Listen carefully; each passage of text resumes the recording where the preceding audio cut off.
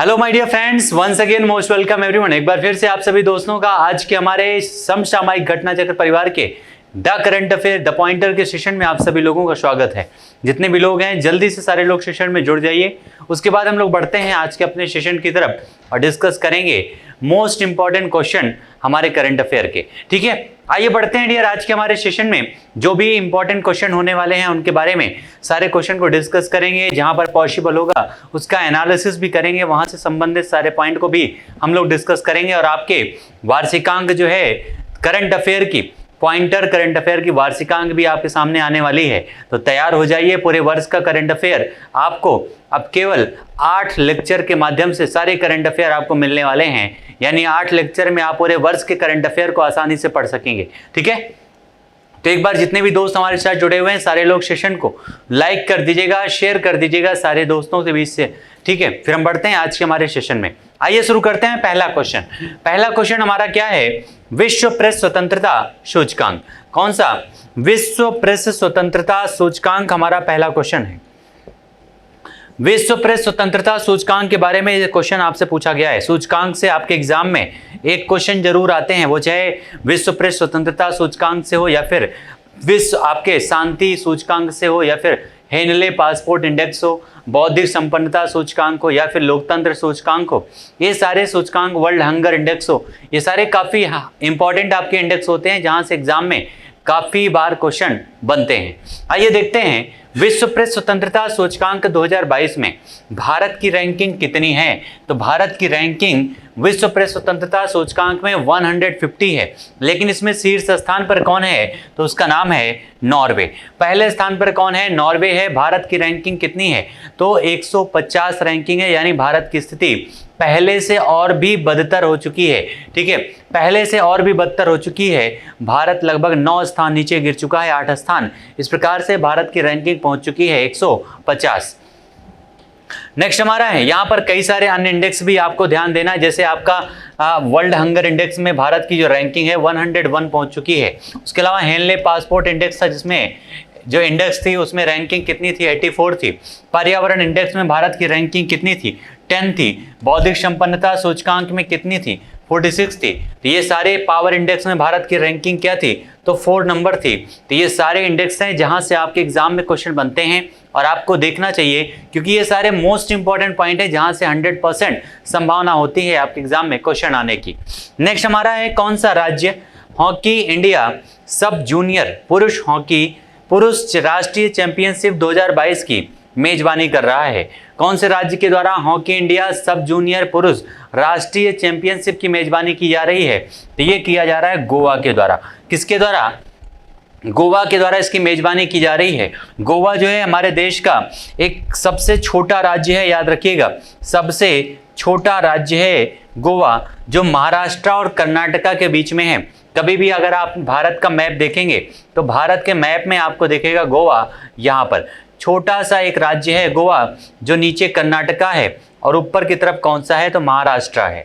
ठीक है, तो गोवा छोटा सा एक राज्य है यहाँ पर। और इसमें अभी हाल ही में गोवा में आपके चुनाव भी हुए थे, जैसा आपने देखा था 5 राज्यों में, पंजाब में, उसके अलावा उत्तराखंड में, उत्तर प्रदेश में, उसके अलावा गोवा में और मणिपुर में। इन सारी जगह पर चुनाव हुआ था, जिनमें से गोवा में जो चुनाव हुआ था वहां पर इस समय फिर से जो मुख्यमंत्री बन चुके हैं गोवा में, प्रमोद सावंत जी। कौन बन गया है? प्रमोद सावंत। याद रखिएगा, प्रमोद सावंत फिर से मुख्यमंत्री बन गए हैं गोवा के। ठीक है, और यहाँ पर एक गोवा में एक बंदरगाह भी है जिसका नाम है मार्मा गोवा। मार्मा गोवा एक बंदरगाह है गोवा में। ये सारे पॉइंट याद रखिएगा। यहीं गोवा में राज्य हॉकी इंडिया सब जूनियर पुरुष राष्ट्रीय चैंपियनशिप 2022 का आयोजन किया जाएगा। और गोवा के जो राज्यपाल हैं, गोवा के राज्यपाल वही महाराष्ट्र के राज्यपाल हैं। एक बार कमेंट में आंसर करके बताइएगा इस समय महाराष्ट्र के राज्यपाल कौन हैं। आइए बढ़ते हैं नेक्स्ट पॉइंट पर। अगला हमारा क्वेश्चन क्या है डियर?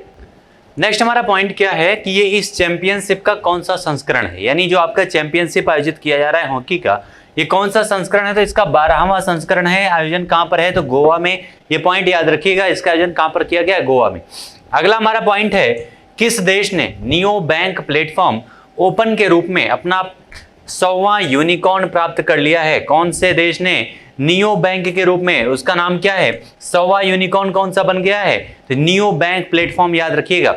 और ये 100वां यूनिकॉर्न किसका बन गया है? तो भारत का बन चुका है, 100 यूनिकॉर्न। ठीक है, भारत का 100वां यूनिकॉर्न बन चुका है। याद रखिएगा, सबसे ज्यादा यूनिकॉर्न कहां पर है? तो अमेरिका में है, फिर चाइना में है, उसके बाद भारत में है। ये तीनों पॉइंट याद रखिएगा। ठीक है, रैंकिंग फर्स्ट पर कौन है? तो अमेरिका है, सेकंड पर है चाइना, और थर्ड पर कौन है? तो हमारा इंडिया है। ये रैंकिंग भी याद रखिएगा यूनिकॉर्न लिस्ट में। और भारत का 100वां यूनिकॉर्न बन चुका है नियो बैंक प्लेटफॉर्म। नेक्स्ट हमारा है, किस राज्य में पहला अपशिष्ट प्लास्टिक रिसाइकलिंग कारखाना स्थापित किया गया है? कौन से राज्य में पहला अपशिष्ट प्लास्टिक रिसाइकलिंग कारखाना जो है स्थापित किया गया है? तो इसको स्थापित किया गया है महाराष्ट्र में। कहां पर? महाराष्ट्र में स्थापित किया गया है। महाराष्ट्र, जहां पर जिसकी कैपिटल है मुंबई, जो एक भारत की औद्योगिक राजधानी है, और साथ ही साथ यहाँ के मुख्यमंत्री हैं उद्धव ठाकरे। ठीक है, महाराष्ट्र में आप देखेंगे औद्योगिक राजधानी होने की वजह से हमारे देश के ज्यादातर जितने भी फाइनेंशियल इंस्टीट्यूशंस हैं, संस्थान हैं, वो सारे महाराष्ट्र के मुंबई में स्थापित किए गए हैं। वो चाहे आरबीआई का मुख्यालय हो या फिर जितने भी बैंक आप देखेंगे, मैक्सिमम बैंकों का मुख्यालय आपको कहां पर मिलेगा? तो मुंबई में ही मिलेगा। ठीक है, तो इस प्रकार से आंसर हमारा क्या हो जाएगा? महाराष्ट्र में ये भारत का पहला अपशिष्ट प्लास्टिक रिसाइकलिंग कारखाना स्थापित किया गया है। यही महाराष्ट्र में कई सारे पर्यटन स्थल भी हैं, जिनमें आप कई सारी गुफाओं का नाम सुनेंगे जो आपके एग्जाम में हमेशा पूछे जाते हैं। अजंता, एलोरा, एलिफेंटा की गुफाएं, राष्ट्रकूट शासकों का कब्जा रहा इन सारे क्षेत्रों पर, जिन्होंने यहाँ पर भव्य मंदिरों का भी निर्माण करवाया है। इसी महाराष्ट्र में सिंधुकालीन स्थल दैमाबाद यहाँ पर है। कहाँ पर? तो महाराष्ट्र में ये दैमाबाद जो सिंधु घाटी सभ्यता का सबसे दक्षिणी स्थल के रूप में माना जाता है। आइए बढ़ते हैं नेक्स्ट पॉइंट पर। यह कारखाना महाराष्ट्र के कौन से जिले में स्थापित किया गया है? तो इसको स्थापित किया गया है महाराष्ट्र के रायगढ़ डिस्ट्रिक्ट में। ठीक है, मुख्यमंत्री मितान योजना की शुरुआत कहां पर की गई है? तो छत्तीसगढ़ में की गई है। इसको हम पढ़ चुके हैं। अगला हमारा है, किसने इलेक्ट्रॉनिक्स एवं सूचना प्रौद्योगिकी मंत्रालय के सचिव का कार्यभार संभाला है? यानी किसके द्वारा सूचना, इलेक्ट्रॉनिक्स और सूचना प्रौद्योगिकी मंत्रालय का कार्यभार संभाला गया है? किसके द्वारा? अलकेश कुमार शर्मा के द्वारा। किसके द्वारा? अलकेश कुमार शर्मा जी के द्वारा। कौन सा मंत्रालय का?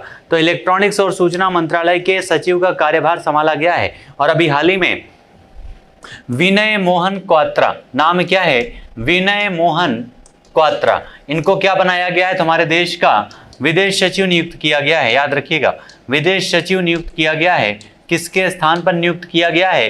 तो हर्षवर्धन श्रृंगला के स्थान पर। हर्षवर्धन श्रृंगला के स्थान पर इनकी नियुक्ति की गई है। ये पॉइंट भी याद रखिएगा। ठीक है, तो आंसर हो जाएगा अलकेश कुमार शर्मा को नियुक्त किया गया है। अभी हाल ही में हमारे देश में हमारे प्राइम मिनिस्टर के जो सलाहकार हैं, उनकी भी नियुक्ति की गई है, तरुण जी। नाम क्या है? तरुण कुमार। तो ये सारे पॉइंट याद रखिएगा, मोस्ट इंपॉर्टेंट है। आइए बढ़ते हैं नेक्स्ट पॉइंट पर। किसने भारतीय वायुसेना के महानिदेशक निरीक्षण और सुरक्षा का पदभार संभाला है? भारतीय वायुसेना के महानिदेशक का पदभार किसने संभाल लिया है? तो उनका नाम है संजीव कपूर ने। संजीव कपूर ने भारतीय वायुसेना के महानिदेशक का पदभार संभाला है। नेक्स्ट हमारा है, किसने बोडो साहित्य सभा के वार्षिक सभा में भाग लिया है? तो हमारे देश के राष्ट्रपति रामनाथ कोविंद ने। किसमें? तो बोडो साहित्य के सभा के वार्षिक सभा में इन्होंने भाग लिया है। बोडो जो है कहां पर? तो ये है आसाम में। याद रखिएगा, आसाम की एक जनजाति है बोडो जनजाति। हमारे देश के संविधान में एक भाषा भी है बोडो। ठीक है, बोडो एक लैंग्वेज भी है, क्योंकि हमारे देश के संविधान में, उसके मूल संविधान में केवल 14 भाषाएं थी, लेकिन इसमें अब कितनी है? तो 22 हैं। इस प्रकार से आप देखेंगे 8 नई भाषाओं को इसमें जोड़ा गया है हमारे संविधान में। ठीक है, 8 नई भाषाओं को ऐड कर दिया गया, जिसमें बोडो भी शामिल है। इसका आयोजन कहां पर किया गया है? तो तामुलपुर आसाम में किया गया है, जैसा भी हमने आपके सामने डिस्कस किया। आसाम में इसको जो है अभी हाल ही में हमारे देश के केंद्र सरकार, आसाम के राज्य सरकार और बोडो संगठन के बीच में एक बोडो समझौता भी हुआ था। बोडो समझौता हुआ था, याद रखिएगा। और ये इस समय कई बार क्वेश्चन में पूछा गया था। बोडो समझौता अभी हाल ही में हुआ था, जो किस राज्य से संबंधित है? तो बोडो जो है ये संबंधित है आसाम राज्य से। ठीक है, आसाम में है आपका तुमुलपुर, जहां पर इसका आयोजन किया गया है, इस बोडो साहित्य सभा का आयोजन। इसका कौन सा संस्करण था? तो ये इसका 61वां संस्करण है, याद रखिएगा। कहां पर? आसाम के तुमुलपुर में आयोजित किया गया है। और आसाम तो आपको पता है एक प्रकार से पर्यटक स्थल के रूप में भी फेमस है, और साथ ही साथ हमारे देश की सबसे बड़ी नदी जो बाहर से आती है जिसका नाम है ब्रह्मपुत्र, जबकि इस हमारे देश की जो सबसे बड़ी नदी है उसका नाम है गंगा नदी। ठीक है, तो ब्रह्मपुत्र नदी इसी आसाम में दुनिया के सबसे बड़े नदीय द्वीप का निर्माण करती है, जिसका नाम है माजुली। नाम क्या है? तो माजुली उसका नाम है, याद रखिएगा। ठीक है, माजुली द्वीप। यहाँ पर इस समय आसाम में मुख्यमंत्री हेमंत बिश्व शर्मा जी हैं, और आपका जो आसाम है टोटल नेशनल पार्क की संख्या यहाँ पर हो चुकी है 7। यहाँ के जो फेमस हैं उसमें आपका काजीरंगा नेशनल पार्क सबसे प्रमुख है, जहाँ पर गैंडों को संरक्षण दिया जाता है। ठीक है, ये सारे पॉइंट याद रखिएगा। आसाम से संबंधित जिसका 61वां संस्करण है, बोडो साहित्य सभा का आयोजन किया गया, जिसमें हमारे देश के राष्ट्रपति रामनाथ कोविंद ने भी पार्टिसिपेट किया है।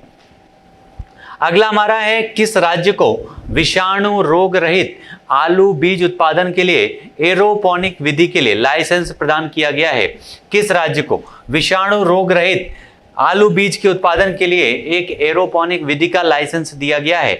किसके लिए है? तो आलू के बीज के उत्पादन के लिए है। ये पॉइंट याद रखिएगा। किससे बचाव के लिए है? तो विषाणु रोग रहित, विषाणुओं से बचाव के लिए इस प्रकार से एरोपोनिक विधि का लाइसेंस दिया गया है। किसे? तो मध्य प्रदेश को दिया गया है। किसको दिया गया है? मध्य प्रदेश को दिया गया है, ये आपका याद रखिएगा।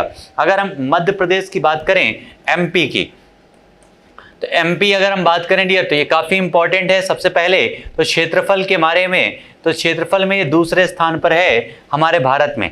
दूसरे का मतलब है कि पहले पर कौन है? तो राजस्थान है, फिर आपका मध्य प्रदेश है, उसके अलावा महाराष्ट्र है, और उसके बाद है हमारा उत्तर प्रदेश। चौथे स्थान पर है उत्तर प्रदेश। उत्तर प्रदेश के सबसे ज्यादा जिलों को टच करने वाला राज्य भी कौन सा है? तो उसका नाम है मध्य प्रदेश। ठीक है, यूपी के सबसे ज्यादा जिलों को टच करता है, ये पॉइंट याद रखिएगा। सबसे ज्यादा यानी लगभग 11 जिलों को टच करता है, 11 जिलों को टच करता है। उसके अलावा हमारे उत्तर प्रदेश का एक जिला है जिसका नाम है ललितपुर। ये मध्य प्रदेश से सबसे ज्यादा घिरा हुआ है, लगभग पूरी तरह से घिरा हुआ है मध्य प्रदेश से।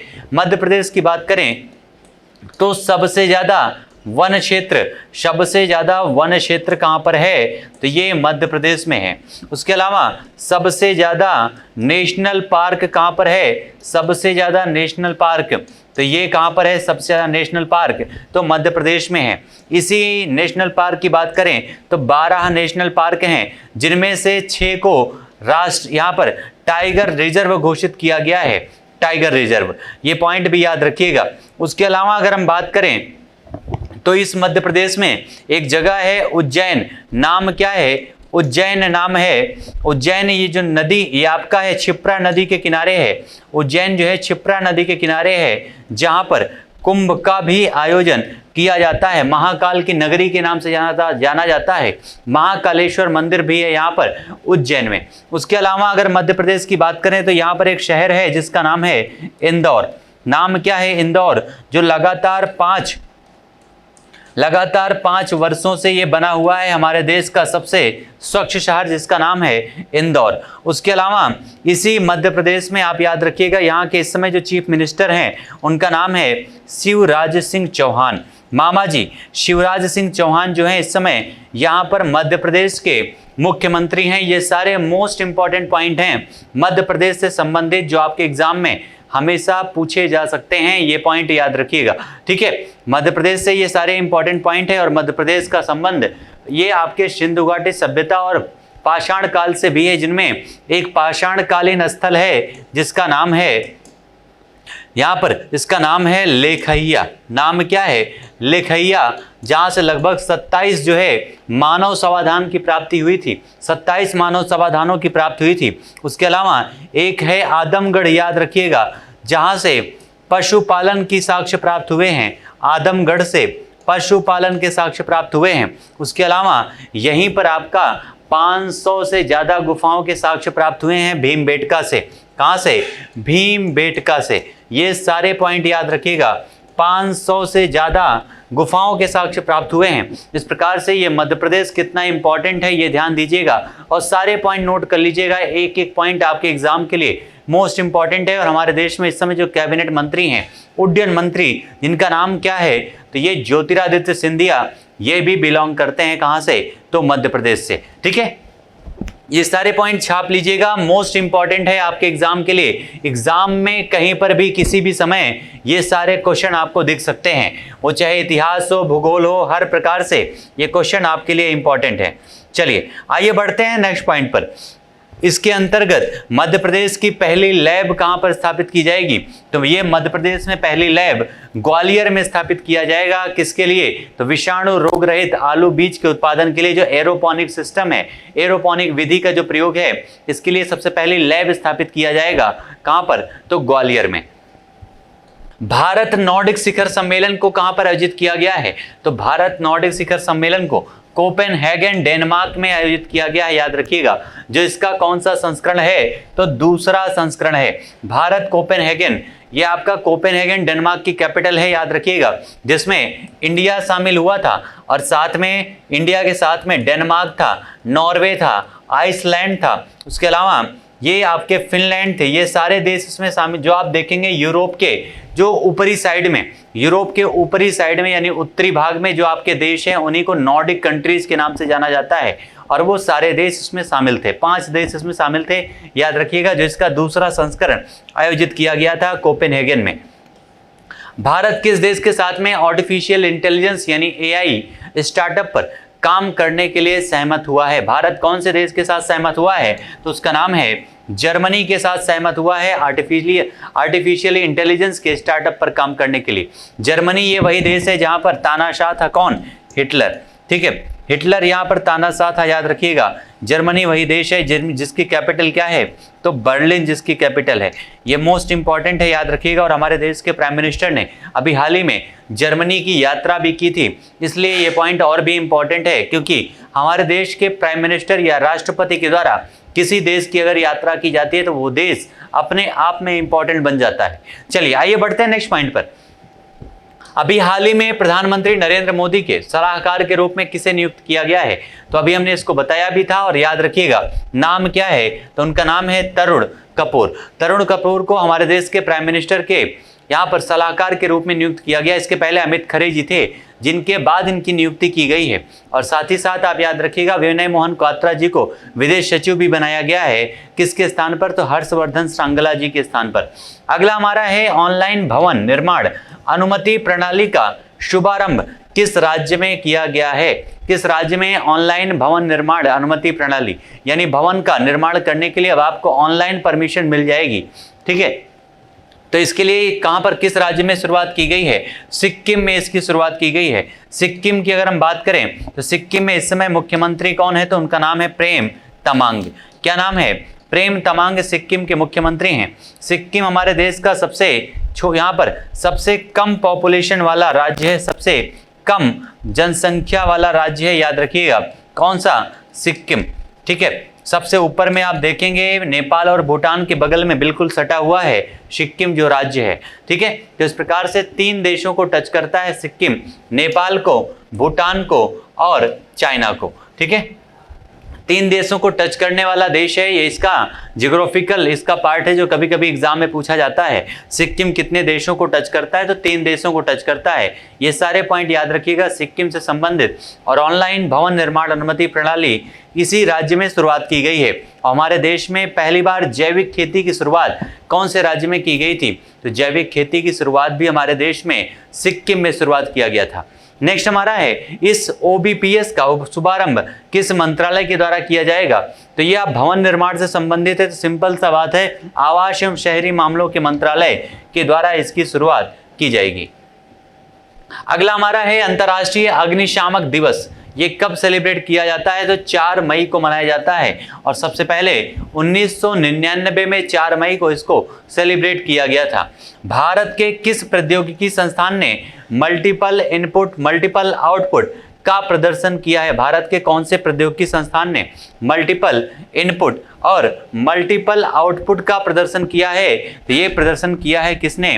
हैदराबाद आईआईटी ने। ठीक है, हैदराबाद आईआईटी ने इसकी शुरुआत की है मल्टीपल इनपुट और मल्टीपल आउटपुट की। आईआईटी की बात हो रही है तो याद रखिएगा हमारे देश में 23 आईआईटीज हैं, जिनमें से अभी हाल ही में एक आईआईटी हमारे देश से बाहर स्थापित होने वाली है और भारत की ये पहली आईआईटी होगी जो हमारे देश के बाहर स्थापित किया जाएगा। उस देश का नाम क्या है? तो उस देश का नाम है यूएई। ठीक है, संयुक्त अरब अमीरात में इस आईआईटी की स्थापना किया जाएगा, भारत के बाहर स्थापित होने वाली पहली आईआईटी। और इसी हैदराबाद की बात करें तो ये तेलंगाना की कैपिटल है और साथ ही साथ अभी हैदराबाद में शंकराचार्य की एक प्रतिमा का भी अनावरण किया गया था। ये पॉइंट भी याद रखिएगा, हैदराबाद से संबंधित तेलंगाना की कैपिटल है, ये पॉइंट भी ध्यान रखिएगा। और इसी संस्थान में मल्टीपल इनपुट और मल्टीपल आउटपुट का प्रदर्शन किया गया है। हैदराबाद के वर्तमान में गवर्नर कौन है? तो उनका नाम है तमिलसाई सुंदरराजन, इस समय हैदराबाद के गवर्नर हैं। अगला हमारा है भारत का पहला नियो बैंक लॉन्च करने के लिए ओपन फाइनेंशियल टेक्नोलॉजीज लिमिटेड ने किसके साथ में संयुक्त उद्यम बनाया है? एक्चुअली ये गवर्नर हैदराबाद के ना होकर के तेलंगाना के हैं, ये पॉइंट ध्यान दीजिएगा, क्योंकि ये तेलंगाना एक राज्य है जिसकी स्थापना 2014 में की गई थी आंध्र प्रदेश से अलग करके, और आंध्र प्रदेश की कैपिटल है हैदराबाद, इसलिए याद रखिएगा। नेक्स्ट हमारा है भारत का पहला नियो बैंक लॉन्च करने के लिए ओपन फाइनेंशियल टेक्नोलॉजीज लिमिटेड ने किसके साथ में संयुक्त उद्यम बनाया है? तो IIFL फाइनेंस लिमिटेड के साथ में, IIFL फाइनेंस लिमिटेड के साथ में ये उद्यम बनाया गया है। और यह बैंक किसके लिए लॉन्च किया जा रहा है? तो इस बैंक को लॉन्च किया गया है MSME के लिए। MSME यानी ये आपका सूक्ष्म लघु और मध्यम उद्यम के लिए इसकी जो है शुरुआत की गई है। नेक्स्ट हमारा है भारत का अपनी तरह का पहला फ्लो केमिस्ट्री टेक्नोलॉजी हब, नाम क्या है? फ्लो केमिस्ट्री टेक्नोलॉजी हब कहां पर स्थापित किया जाएगा? सबसे पहला पॉइंट ये आप ध्यान दीजिएगा, कहां पर भारत का पहला है फ्लो आपका केमिस्ट्री टेक्नोलॉजी हब, तो कहां पर स्थापित किया जाएगा? हैदराबाद में, हैदराबाद तेलंगाना में, वहीं पर स्थापित किया जाएगा जहां पर एक व्यक्ति हैं जिनका नाम है असदुद्दीन ओवैसी, जो हमेशा भड़काऊ भाषण देकर लोगों को भड़काने का प्रयास करते रहते हैं। ठीक है, तो यहीं पर हैदराबाद में इसकी जो है शुरुआत की जाएगी। इस FCTH का उद्देश्य क्या है? तो फार्मास्यूटिकल क्षेत्र में कुशल और टिकाऊ प्रौद्योगिकियों को शामिल करना और बढ़ावा देना इसका उद्देश्य है। नेक्स्ट हमारा है विश्व अस्थमा दिवस किस तारीख को मनाया गया है? विश्व अस्थमा दिवस मनाया गया है 3 मई को। 3 मई को सेलिब्रेट किया गया है विश्व अस्थमा दिवस। और विश्व अस्थमा दिवस 2022 का विषय क्या है? तो इसका विषय रखा गया है closing gaps in asthma care. नाम क्या है? Closing gaps in asthma care जो है इसका विषय रखा गया है विश्व अस्थमा दिवस का, जो 3 मई को सेलिब्रेट किया जाता है। और विश्व प्रेस स्वतंत्रता दिवस 3 मई को ये भी आपका सेलिब्रेट किया जाता है। विश्व प्रेस स्वतंत्रता दिवस जो आपका है 1942 का, विषय क्या है? जर्नलिस्ट अंडर डिजिटल सीज, इसका विषय रखा गया है, जिसमें भारत की रैंकिंग 142 से पहुंच करके हो गई है 150। ठीक है, यानी बहुत बुरी स्थिति में पहुंच गया है हमारा इंडिया। नेक्स्ट हमारा है अभी हाल ही में किस राज्य में मोबाइल कंटेनर हॉस्पिटल की व्यवस्था की गई है? मोबाइल कंटेनर हॉस्पिटल की व्यवस्था की गई है कहां पर? तो इसकी शुरुआत की गई है आंध्र प्रदेश में। आंध्र प्रदेश जो राज्य है हमारे देश में 1953 में सबसे पहले आंध्र प्रदेश को भाषा के आधार पर बनाया जाने वाला पहला राज्य बना था। ठीक है, 1953 में जब पोट्टी श्रीमल्लू के मृत्यु के बाद जो है इसे एक राज्य घोषित कर दिया गया था। किसको? तो आंध्र प्रदेश को। ठीक है, 1953 में। उसके अलावा आंध्र प्रदेश में अभी तक टोटल 13 डिस्ट्रिक्ट थे, लेकिन अभी हाल ही में 13 नए डिस्ट्रिक्ट बनाने की घोषणा की गई है। इस प्रकार से आंध्र प्रदेश में अब टोटल जिलों की संख्या कितनी हो गई है? तो 26 हो चुकी है। आंध्र प्रदेश की कैपिटल क्या है? तो उसका नाम है अमरावती। नाम क्या है? अमरावती जो है आंध्र प्रदेश की कैपिटल है, याद रखिएगा। कुर्नूल जो है इसकी न्यायिक कैपिटल है। ये सारे पॉइंट याद रखिएगा। और एक नए हमारे देश में हाई कोर्ट की भी स्थापना हुई है। इस प्रकार से हमारे देश में टोटल हाई कोर्ट की संख्या पहुंच चुकी है 25। ठीक है, 25 हाई कोर्टों की संख्या पहुंच चुकी है आंध्र प्रदेश में एक नए हाई कोर्ट की स्थापना के बाद। नेक्स्ट हमारा है मोबाइल कंटेनर हॉस्पिटल की स्थापना किसके द्वारा किया गया है? तो ये RailTel corporation of India limited के द्वारा इसकी स्थापना की गई है। मोबाइल कंटेनर हॉस्पिटल की शुरुआत। अगला हमारा है ग्लोबल पाटीदार बिजनेस समिट 2022 का आयोजन कहां पर किया गया है। ग्लोबल पाटीदार बिजनेस समिट 2022 इसका जो है शुरुआत कहां पर किया गया है, तो सूरत गुजरात में की गई है इसकी शुरुआत। सूरत के बारे में तो आप सुने ही होंगे, यहीं सूरत में बनाया जा रहा है स्टील रोड। कौन सा? स्टील रोड यहीं पर बनाया जा रहा है, याद रखिएगा। इसी सूरत में शुरुआत की जा रही है भारत की पहले हाई स्पीड ट्रेन। कहां पर? सूरत गुजरात में शुरुआत की जा रही है। और गुजरात तो अपने आप में अद्भुत है, क्योंकि इस समय गुजरात में बहुत सारी नई चीजें हो रही हैं। इसी गुजरात में व्यू पॉइंट का उद्घाटन हमारे देश के गृह मंत्री अमित शाह जी के द्वारा किया गया है नडाबेट में। इसी गुजरात में स्टैच्यू ऑफ यूनिटी 182 मीटर की प्रतिमा, दुनिया की सबसे बड़ी प्रतिमा सरदार वल्लभ भाई पटेल की स्थापित की गई है केवड़िया में, और उस नगर का नाम रख दिया गया है एकता नगर केवड़िया का नाम। ठीक है। उसके अलावा अगर हम बात करें तो इसी गुजरात में हमारे देश के प्राइम मिनिस्टर नरेंद्र मोदी जी के द्वारा खेल महाकुंभ का आयोजन किया गया है। कहां पर? तो अहमदाबाद में किया गया है। यहीं गुजरात में डिफेंस एक्सपो 2022 का आयोजन किया जाना है। ये सारे मोस्ट इंपॉर्टेंट पॉइंट हैं गुजरात से संबंधित, जो आपके एग्जाम में क्वेश्चन के रूप में आ सकते हैं। और निर्यात तैयारी सूचकांक में गुजरात शीर्ष पर है, ये पॉइंट भी याद रखिएगा। आइए बढ़ते हैं नेक्स्ट पॉइंट पर। जे GPBS 2022 का उद्घाटन किसके द्वारा किया गया है? हमारे देश के प्राइम मिनिस्टर नरेंद्र मोदी जी के द्वारा इसका उद्घाटन किया गया है, और इसका थीम रखा गया है आत्मनिर्भर समुदाय से आत्मनिर्भर गुजरात, और भारत तक इसकी थीम रखी गई है। नेक्स्ट पॉइंट पर बढ़ते हैं। अगला हमारा है अभी हाल ही में किस बैंक ने कौशल ऋण का शुभारंभ किया है? कौन से बैंक के द्वारा कौशल ऋण का शुभारंभ किया गया है? इस बैंक का नाम है केनरा बैंक। ठीक है, केनरा बैंक के द्वारा कौशल ऋण का शुभारंभ किया गया है, और यह जो है किस कार्यक्रम के सहयोग से लॉन्च किया गया है? तो इसे अतिरिक्त कौशल अधिग्रहण कार्यक्रम केरल के द्वारा इसको लॉन्च किया गया है, केनरा बैंक के द्वारा।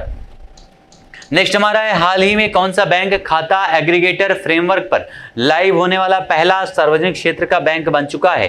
तो उसका नाम है यूनियन बैंक ऑफ इंडिया, यानी यूबीआई। यूबीआई बन चुका है पहला बैंक, जिसने पहला बैंक है एग्रीगेटर फ्रेमवर्क पर लाइव होने वाला पहला बैंक है, याद रखिएगा। अगला हमारा है अकाउंट एग्रीगेटर फ्रेमवर्क। ये एक किसकी पहल है? अकाउंट एग्रीगेटर फ्रेमवर्क जो है ये किसकी पहल है? तो भारतीय रिजर्व बैंक की, आरबीआई की पहल है, याद रखिएगा। अकाउंट एग्रीगेटर फ्रेमवर्क आरबीआई की अगर हम बात करें तो आरबीआई हमारे देश का एक केंद्रीय बैंक है, जिसके द्वारा हमारे देश में सारे मौद्रिक नीतियों का निर्धारण किया जाता है। आरबीआई यानी रिजर्व बैंक ऑफ इंडिया, जिसको 1926 के यंग कमीशन और उसके अलावा 1934 के अधिनियम के आधार पर इसका जो है स्थापना किया गया था। अधिनियम के आधार पर, इन दोनों के आधार पर 1935 में बनाया गया था आरबीआई। ठीक है, आरबीआई का गठन किया गया था 1935 में।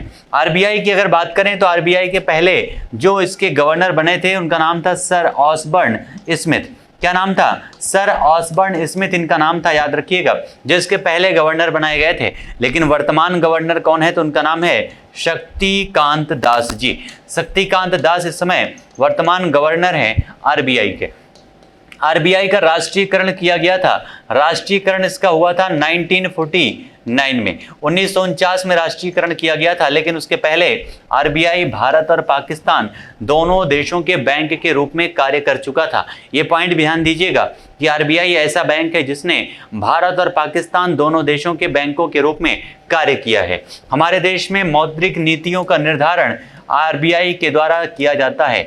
मौद्रिक नीतियों का निर्धारण, मौद्रिक नीतियों का मतलब होता है जो आप रेट सुनते हैं कई प्रकार से, बैंक रेट हो गया, रिवर्स रेपो रेट हो गया, रेपो रेट हो गया, ठीक है, बेस रेट हो गया, इन सारे एसएलआर हो गया, सीएलआर हो गया, ये सारी रेट जो हैं किसके द्वारा निर्धारण की जाती हैं? तो आरबीआई के द्वारा इनका निर्धारण किया जाता है।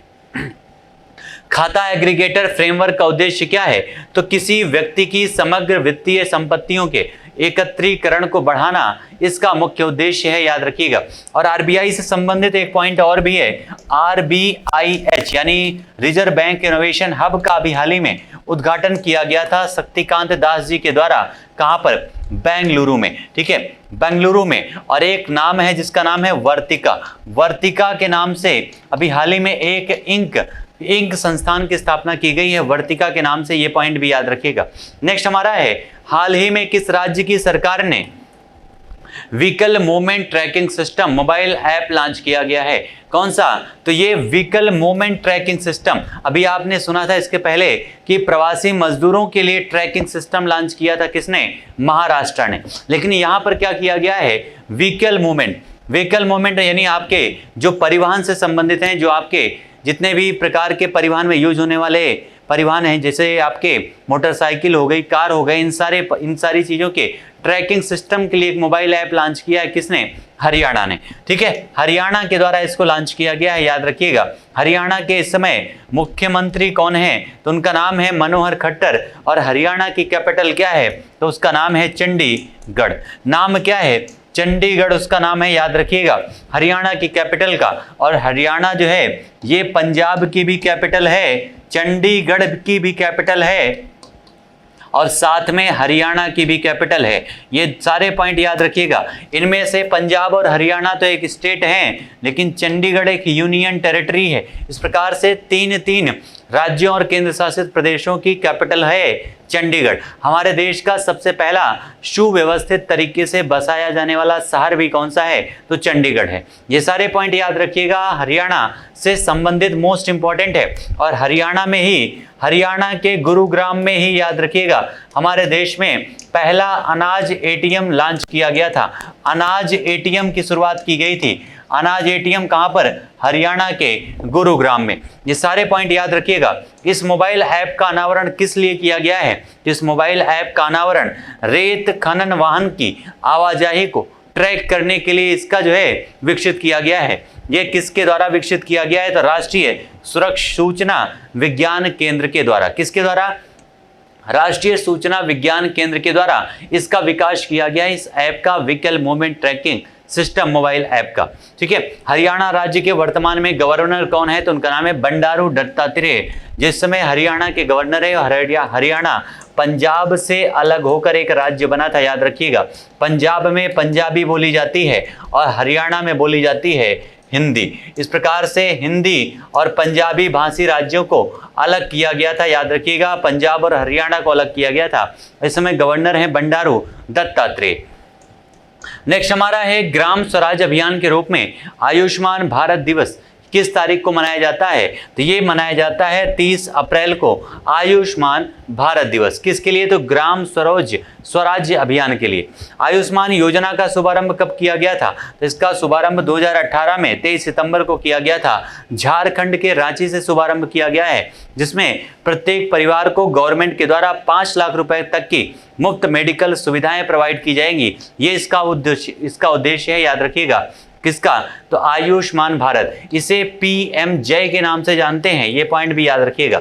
ठीक है, चलिए आइए बढ़ते हैं नेक्स्ट पॉइंट पर। भारत की पहली जनजातीय स्वास्थ्य वेधशाला किस राज्य में स्थापित की गई है? हमारे देश की पहली यहाँ पर कौन सी? तो स्वास्थ्य वेधशाला, किसके? जनजातियों के लिए स्वास्थ्य वेधशाला कौन से राज्य में स्थापित किया गया है? तो ये स्थापित किया गया है ओडिशा में। ओडिशा की अगर बात करें तो कैपिटल क्या है? इसकी कैपिटल है भुवनेश्वर। कौन सी? भुवनेश्वर इसकी कैपिटल है ओडिशा की। ओडिशा में इस समय मुख्यमंत्री कौन है? तो नवीन पटनायक जी। नवीन पटनायक जी इस समय ओडिशा के मुख्यमंत्री हैं। ओडिशा जो है, यहाँ पर आपके ओडिशा में कोणार्क का सूर्य मंदिर है। कोणार्क का सूर्य मंदिर, याद रखिएगा, कोणार्क का सूर्य मंदिर है यहाँ पर ओडिशा में। यहीं पर लिंगराज मंदिर है। कौन सा? लिंगराज मंदिर। रथ मंदिर यहीं पर है, याद रखिएगा, रथ मंदिर। उसके अलावा अगर ओडिशा की बात करें, ओडिशा में सिमलीपाल अभ्यारण्य है। कौन सा? शिमलीपाल अभ्यारण्य है ओडिशा में। ये सारे पॉइंट याद रखिएगा ओडिशा से संबंधित। और ओडिशा में ही आपका है कलिंगा स्टेडियम। कौन सा? ओडिशा में कलिंगा स्टेडियम है। ये सारे मोस्ट इंपॉर्टेंट पॉइंट हैं ओडिशा से संबंधित। हाथियों के बचाव के लिए यहाँ पर एक प्रकार के यंत्र का भी प्रयोग किया गया था ओडिशा की सरकार के द्वारा। ठीक है, तो ये सारे पॉइंट ध्यान रखिएगा। ओडिशा के द्वारा यहीं पर जनजातीय स्वास्थ्य वेधशाला यहीं पर स्थापित किया जाएगा। ओडिशा राज्य के वर्तमान गवर्नर हैं गणेशी लाल। नेक्स्ट हमारा क्वेश्चन है, अभी हाल ही में किस मंत्रालय ने इसरो के साथ इसरो तकनीकी प्रशिक्षण कार्यक्रम का शुभारंभ किया है? कौन सा? इसरो के साथ मिलकर इसरो तकनीकी प्रशिक्षण कार्यक्रम का शुभारंभ किया गया है। किसके द्वारा शुभारंभ किया गया है? कौशल विकास उद्यमिता मंत्रालय के द्वारा। किसके द्वारा? कौशल विकास उद्यमिता मंत्रालय के द्वारा इसका शुभारंभ किया गया है। इसरो की बात करें अगर हम, तो इसरो का मतलब क्या होता है? इंडियन स्पेस रिसर्च ऑर्गेनाइजेशन, यानी हमारे देश में अंतरिक्ष के क्षेत्र में कार्य करने वाला एक संगठन है जिसका नाम है इसरो। इसकी स्थापना 1969 में की गई थी। 1969 में। हेडक्वार्टर कहां पर है? तो बेंगलुरु में इसका हेडक्वार्टर है। याद रखिएगा, भारत की बगीचे के नाम से जाना जाता है। इस समय इसके जो हेड बनाए गए हैं उनका नाम क्या है? तो पी सोमनाथ। पी सोमनाथ को बनाया गया है। इसके पहले कौन था? तो पी सोमनाथ से पहले थे कौन? तो इनका नाम के शिवान था। याद रखिएगा, मोस्ट इंपॉर्टेंट है इसरो से संबंधित ये सारे पॉइंट, और आंसर हो जाएगा कौशल विकास उद्यमिता मंत्रालय के द्वारा। इस कार्यक्रम का उद्देश्य क्या है? तो इसरो के तकनीकी कर्मचारियों के कौशल सेट और क्षमता निर्माण के उन्नयन के लिए प्रशिक्षण प्रदान करना इसका प्रमुख उद्देश्य रखा गया है। अगला हमारा है, भारत के किस राज्य में M15 पेट्रोल मेथेनॉल मिश्रित पेट्रोल का शुभारंभ किया गया है? तो इसको तिनसुकिया आसाम में शुरुआत की गई है। याद रखिएगा, कहां पर? आसाम में, तिनसुकिया में। आसाम से संबंधित पॉइंट हम लोग डिस्कस भी कर चुके हैं इस क्वेश्चन को, कि आसाम में आपका सबसे पहले तो यहाँ के मुख्यमंत्री कौन है? तो यहाँ पर हेमंत बिश्व शर्मा जी मुख्यमंत्री हैं।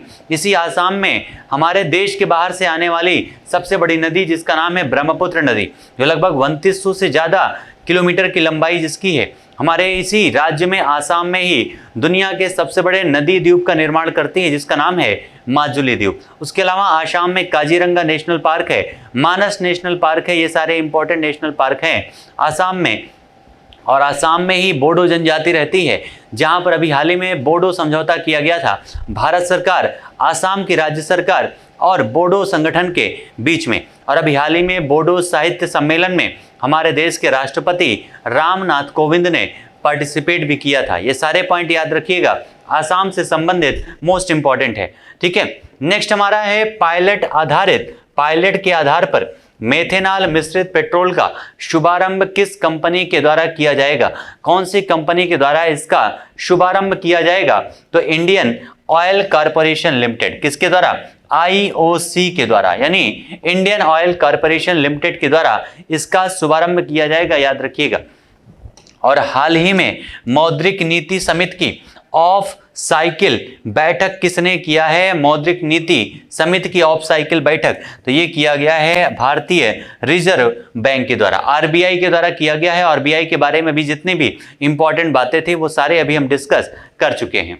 नेक्स्ट हमारा है, इस बैठक के अनुसार महंगाई को कम करने के लिए रेपो रेट में कितने अंकों की वृद्धि की गई है? तो रेपो रेट में 40 अंकों की वृद्धि की गई है, क्योंकि पहले 4% था और अब हो चुका है 4.40% हो चुका है रेपो रेट। रेपो रेट क्या होता है? तो रेपो रेट का मतलब होता है एक प्रकार से, अगर RBI किसी बैंक को अगर कोई ऋण देती है तो उस पर जो ब्याज लगाया जाता है उसको कहते हैं रेपो रेट। ठीक है, RBI के द्वारा किसी बैंक को दिया गया ऋण और उस पर जो RBI के द्वारा जो ब्याज लगाया जाता है उसको कहते हैं रेपो रेट। लेकिन अगर कभी बैंक के पास पैसा ज्यादा हो गया और वो चाहती है कि हम अपना RBI के पास रख दें ताकि कुछ ब्याज मिलता रहे, तो इसी को कहते हैं रिवर्स रेपो रेट, यानी RRR के नाम से इसको जानते हैं। ये सारे पॉइंट याद रखिएगा। बेस रेट क्या होता है? तो बेस रेट आपका होता है, यानी जो बैंकों के द्वारा सामान्य जनता को जो ऋण दिया जाता है उस पर लगाया जाने वाला जो टैक्स, जो आपका इंटरेस्ट होता है, उसको क्या कहते हैं? तो उसको कहते हैं बेस रेट। ये सारे मोस्ट इंपॉर्टेंट पॉइंट हैं, किसी दिन डिस्कस करेंगे इकोनॉमी की क्लास में, लेकिन इतना आज समझ लीजिएगा कि रिवर्स रेपो रेट और रेपो रेट क्या होता है और इसमें कितनी वृद्धि की गई है। तो 4.40 हो चुका है, 40 आधार अंकों की वृद्धि की गई है। यहां पर अन्य अगर हम कई दरों की बात करें जो परिवर्तन किया गया है या फिर सिमिलर रखा गया है, तो उनमें रेपो रेट 4.40% है, रिवर्स रेपो रेट 3.35% है, बैंक रेट यानी बेस रेट 4.65% है। MSF रेट कितना है, तो 4.65% है। ये सारे रेट आपके एग्जाम में पूछे जाते हैं। कभी भी एग्जाम में जाने से पहले तत्कालीन उस समय जारी हुए रेट के बारे में आपको जानना जरूरी है, क्योंकि इनसे एग्जाम में कई बार क्वेश्चन जरूर बनते हैं। ठीक है, नेक्स्ट हमारा है विश्व स्वच्छता दिवस। कौन सा, विश्व स्वच्छता दिवस, वर्ल्ड हैंड हाइजीन डे। ये आपका हाथ स्वच्छता दिवस है। कौन सा, विश्व हाथ स्वच्छता दिवस। ये आपका हाल ही में किस तारीख को मनाया गया है, तो ये 5 मई को सेलिब्रेट किया गया है। जबकि हमारे देश में जो राष्ट्रीय स्वच्छता दिवस है वो मनाया जाता है कब, तो 2 अक्टूबर को। 2 अक्टूबर को मनाया जाता है स्वच्छता दिवस, याद रखिएगा। इसी दिन अहिंसा दिवस भी मनाया जाता है, महात्मा गांधी जयंती भी मनाई जाती है, लाल बहादुर शास्त्री जयंती भी मनाई जाती है। ये सारे दिवस एक ही दिन 2 अक्टूबर को सेलिब्रेट किए जाते हैं। और हमारे देश का सबसे स्वच्छ शहर लगातार 5 वर्षों से बना हुआ है, जिसका नाम है इंदौर। आइए बढ़ते हैं नेक्स्ट पॉइंट पर।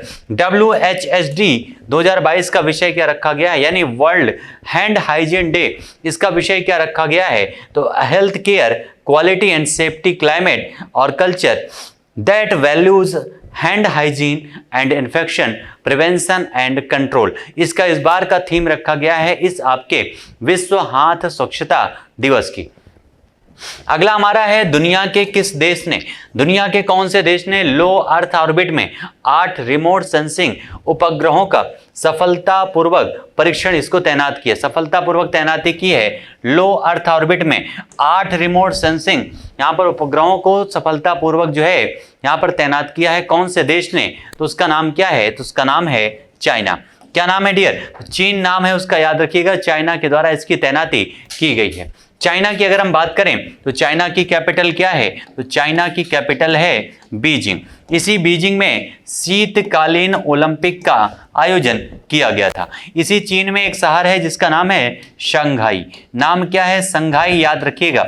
इसी शंघाई में एक बैंक है जिसका नाम है एनडीबी। एनडीबी का मुख्यालय है शंघाई, याद रखिएगा। एनडीबी का निर्माण ब्रिक्स देशों के द्वारा, ब्रिक्स का मतलब तो समझ चुके होंगे, बी यानी Brazil, Russia, India, China and south Africa के द्वारा इसकी स्थापना 2014 में की गई थी। ठीक है, 2014 में की गई थी। इसी एनडीबी में अभी हाल ही में जो पहले सदस्यों की संख्या 5 थी, अब वो पहुंच चुकी है 9, और 9 में यानी 4 नए देश इसमें शामिल हुए हैं एनडीबी में। और ये चारों देश इंपॉर्टेंट हैं क्योंकि एग्जाम में आपके जरूर पूछे जाएंगे। ठीक है, वो 4 देश कौन कौन से हैं, तो याद रखिएगा, बांग्लादेश है, उरुग्वे है, उसके अलावा यूएई है, उसके अलावा मिस्र है। ये सारे पॉइंट याद रखिएगा। ये चारों देश जो हैं नए देश हैं जो एनडीबी में शामिल हुए हैं, और एनडीबी में देशों की संख्या पहुंच चुकी है टोटल 9। ठीक है, इसी चाइना में जो कोविड बीमारी का सबसे बड़ा केंद्र था जिसका नाम है वुहान, जहां से कोरोना वायरस निकला था और दुनिया में करोड़ों लोगों को मौत की नींद सुला चुका है, ये वुहान जो है चाइना में ही है। ये पॉइंट भी ध्यान दीजिएगा। चाइना के हेड कौन है इस समय, तो उनका नाम है शी जिनपिंग। क्या नाम है, शी जिनपिंग इनका नाम है, जिन्होंने अभी हाल ही में ऐतिहासिक प्रस्ताव पास किया था कि जब तक जिंदा रहेंगे तब तक चाइना के प्रमुख बने रहेंगे। ये सारे मोस्ट इंपॉर्टेंट पॉइंट हैं चाइना से संबंधित। वांगो नदी कहां पर है, चाइना में की शोक कही जाती थी पहले। यांगशी नदी कहां पर है, जो एशिया की सबसे लंबी नदी है, तो वो भी चाइना में है। ठीक है, आइए बढ़ते हैं नेक्स्ट पॉइंट पर। चाइना से संबंधित ये सारे काफी इंपॉर्टेंट पॉइंट है। और चाइना ने लद्दाख में हमारे देश में अक्साई चीन क्षेत्र पर कब्जा करके रखा है। और साथ ही साथ अभी हाल ही में चाइना ने अपना जो मैप जारी किया था, उस मैप में उसने अरुणाचल प्रदेश को अपने एक राज्य के रूप में भी दिखाया था। इसलिए ये सारे क्वेश्चन काफी इंपॉर्टेंट है कि अभी हाल ही में अरुणाचल प्रदेश को किस देश ने अपने एक राज्य के रूप में प्रदर्शित किया था, तो आंसर हो जाएगा चाइना। और चाइना की नज़र तो हमेशा से ताइवान पर लगी हुई है। तो ये सारे काफ़ी इंपॉर्टेंट पॉइंट हैं चाइना से संबंधित, जिनको याद रखना जरूरी है। इन उपग्रहों को कक्षा में स्थापित करने के लिए किस किस रॉकेट का उपयोग किया गया है, तो लॉन्ग मार्च 2D कैरियर रॉकेट का प्रयोग किया गया है चाइना के द्वारा। ठीक है, ये सारे काफी इंपॉर्टेंट पॉइंट हैं जो चाइना के द्वारा प्रयोग किया गया है। लो अर्थ ऑर्बिट में 8 रिमोट सेंसिंग उपग्रहों को सफलतापूर्वक लॉन्च किया गया है चाइना के द्वारा। और चाइना के द्वारा ही ब्रिक्स की बैठक की जाएगी। 2022 में ब्रिक्स की अध्यक्षता चाइना करेगा।